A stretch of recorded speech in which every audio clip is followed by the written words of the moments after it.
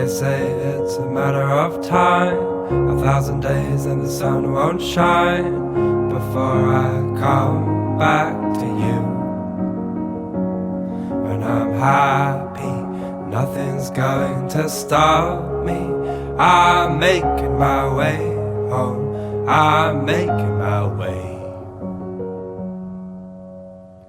For your love I will go far, I wanna be wherever you are. I know I'm coming back for you. Our love is a river long, the best ride in a million wrongs. I know I'm coming. A technological platform created by a group of scholars of our university, open to those experts and patients who want to know more of good experiences about illness and what can be improved in order to become better. Aquilo que nos traz aqui, aquilo que nos traz à universidade todos os dias, como professores e também como alunos, como participantes, é esta ideia de que a missão da universidade não se esgota nas aulas, mas há esta ideia de que vale a pena se nós nos ligarmos à sociedade de uma forma mais abrangente. Este trabalho do Patient Innovation é, porventura, das iniciativas que melhor, dentro da nossa escola e da universidade, liga estas várias realidades e estes vários mundos. E isso é muito importante e muito significativo. There's an enormous pool of innovators out there. Users often understand their needs better. They can experiment on themselves, and they can in fact see whether what they did works and improve it in a very rapid iteration cycle. If you put people together who have a common interest, like for instance snowboarding or a particular disease, and you put them in touch, the amount of innovation goes up enormously. Because you can help each other. You can run ideas off each other, and often patients are isolated. So the idea of creating some place where they can meet together seems to us to be a very generative idea. Isto tudo começou porque no trabalho que nós estávamos a fazer na área da inovação do utilizador, a certa altura começámos a ficar surpreendidos com a quantidade de instrumentos, soluções, umas muito simples, outras mais complicadas, que tinham sido desenvolvidas por pacientes, por doentes em particular de doenças crónicas. O que, aliás, faz todo o sentido. Um indivíduo que vive com uma doença para o resto da vida tem todo o incentivo para melhorar, para, no dia-a-dia, desenvolver técnicas, truques, para melhorar a sua condição de vida. A maioria das vezes, das soluções que eu encontro para aprender a fazer as coisas que eu fazia antes de ter o acidente, é na partilha com outras pessoas que também têm o mesmo problema que eu ou problemas semelhantes ao meu. E, portanto, acho esta rede, esta Patient Innovation, esta plataforma, uma ferramenta fundamental, não só para melhorar a qualidade de vida destas próprias pessoas, mas para também ajudar e para, no fundo, fazer aqui uma interligação. Muitas vezes são as próprias pessoas que vivem o problema no dia-a-dia e que têm esses problemas que inventam pequeninas, ao princípio, pequenas soluções, mas que depois podem ser desenvolvidas e podem ser partilhadas por inúmeras pessoas. We're professional engineers, we may not be professional medics, but we can offer just as much professionalism and innovation, in fact, in some cases, much more than the medical profession can.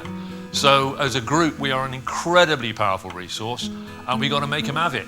We've got to go along and say, we can do this. Enquanto doentes crónicos, estamos numa constante procura daquilo que funciona connosco, ou como é que nós podemos melhorar a nossa doença. Porque realmente os livros, a medicina ajuda-nos, mas muitas vezes nós também conhecemos muito de nós e conhecemos muitas das alternativas que funcionam connosco e não funcionam com a pessoa do lado. E se eu estiver a tentar e se procurar estas formas de me reinventar, provavelmente eu vou conseguir uma solução que se adapte a mim. Não sou propriamente uma inventora, sou apenas uma mãe com uma boa dose de loucura, mãe de um rapaz atualmente com 11 anos, portador de síndrome de Angelman, e vou-vos mostrar algumas inovações que no dia-a-dia fomos criando. A forma dele caminhar era sempre, ou dele se deslocar era sempre de gatas. lembrei-me de lhe criar soluções para que ele estivesse na posição vertical. Toda a casa estava repleta de balões pendurados, uns a uma altura a que ele pudesse chegar para não perder o estímulo, outros a uma altura a que ele não chegasse.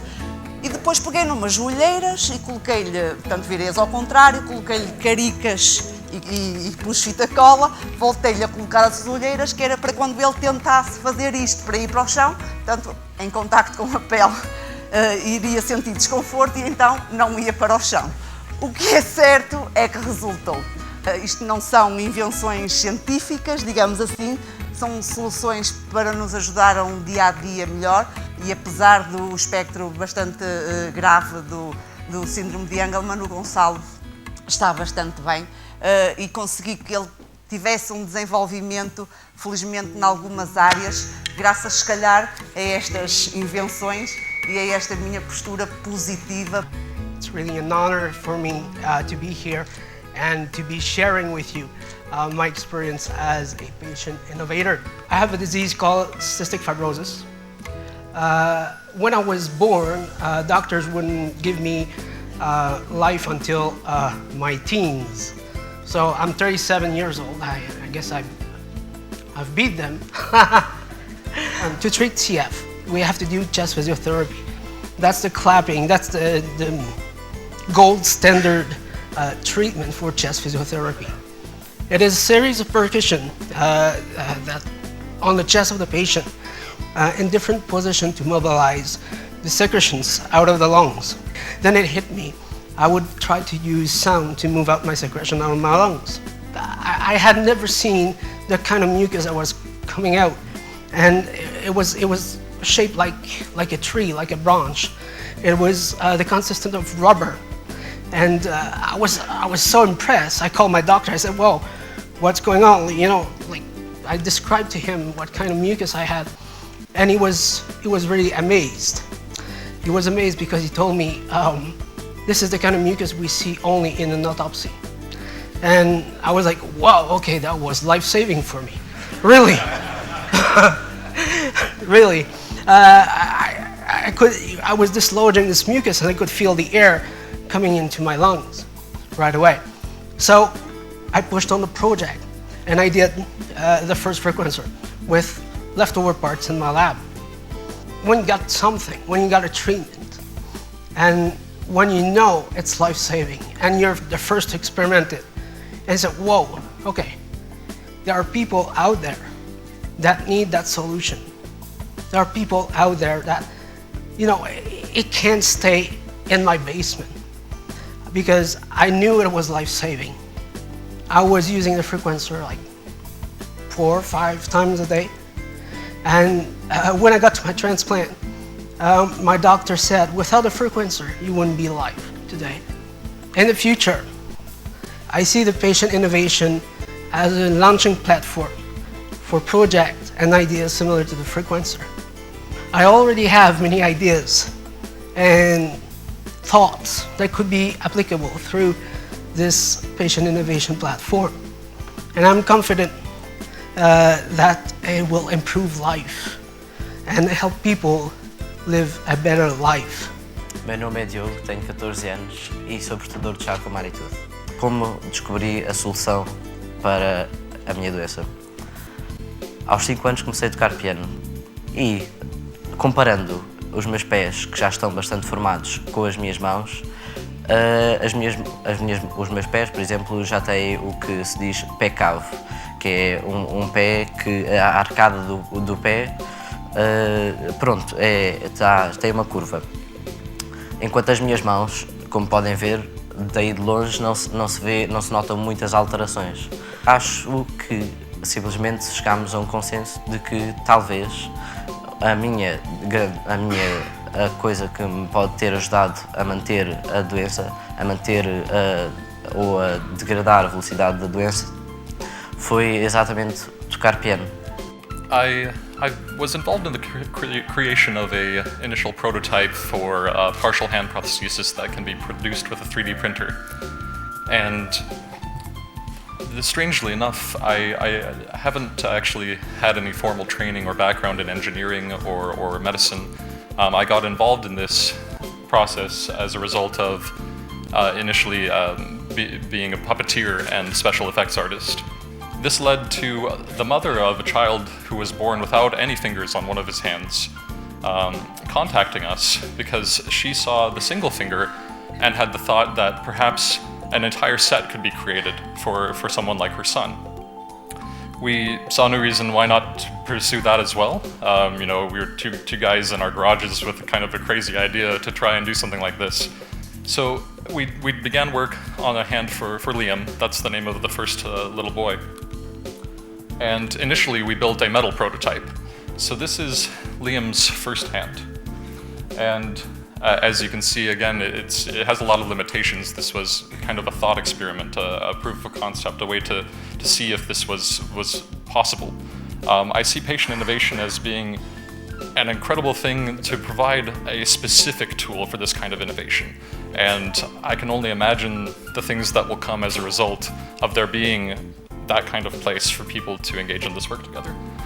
The diabetes model is a shared collaborative model where the clinician and the patient and family work together to help the patient and family understand how to live with their disease better.